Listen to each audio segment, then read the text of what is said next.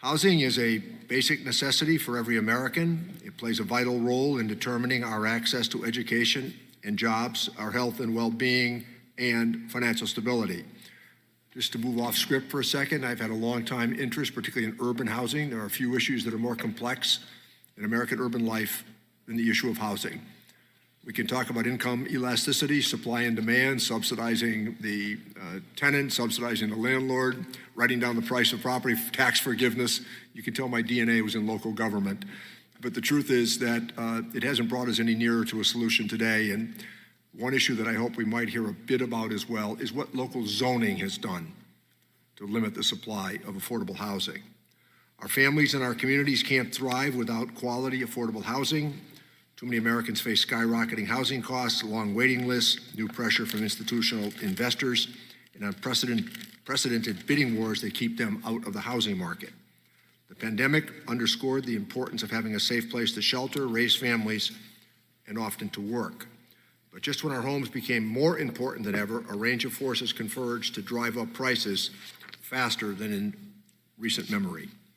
As we entered the pandemic, there was already a shortage of millions of housing units, and the largest generation of adult Americans, millennials, who were entering their prime years, were also looking to form households. When the pandemic disrupted global supply chains to create a perfect storm for American families searching for quality, affordable housing, we all know that the storm continued, especially for families who relied on pandemic housing relief programs that have been wound down in recent months. In 2020, the typical American family spent over a third of their household income on housing, and these costs are rapidly escalating. I recall vividly when there was a time when it was suggested nowhere north of 25%. Home prices have risen over 20% in this past year, and rents are up by over 15%. As these costs rise, it's harder and harder to save for the down payment. With home ownership slipping out of grasp, competition builds up on the rental market, and it becomes an endless cycle. To make matters worse, private equity has also made its way into the housing market. In the first quarter of this year, institutional investors bought up 28% of the homes nationwide.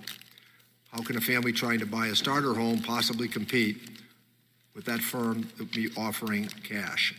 They can't, and unless something changes, many families will not become homeowners. This is unacceptable. The growing concentration of investor-owned real estate doesn't affect just buyers. It means more corporate landlords who are more likely to pursue evictions, impose high fees on renters, and fail to perform adequate maintenance. We will hear testimony today that in some areas, 1 out of 5 people can be evicted, often minority tenants, which in turn leads to larger investments in gentrification. This housing affordability crisis has deepened the already wide racial wealth and homeownership gaps. Today's racial disparities in housing and wealth grow out of a long legacy of discrimination and unequal access, from redlining to the fact that many Black Americans were denied equal access to GI Bill housing benefits. Overheated competition for housing feels hardest on those who already experience the highest barriers, and that's low-income people and communities of color. Building a fairer, more prosperous nation includes meaningful access to quality, affordable housing. We have the tools to address these needs and to turn that tide. Last year, our committee put forward proposals that would cumulatively create nearly 1 million additional affordable units. The low-income housing tax credit is the single largest federal investment in the supply of affordable housing.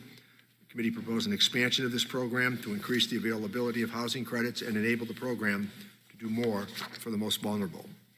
The Neighborhood Home Investment Act would help people afford homes in low and middle income communities and revitalize communities suffering from disinvestment.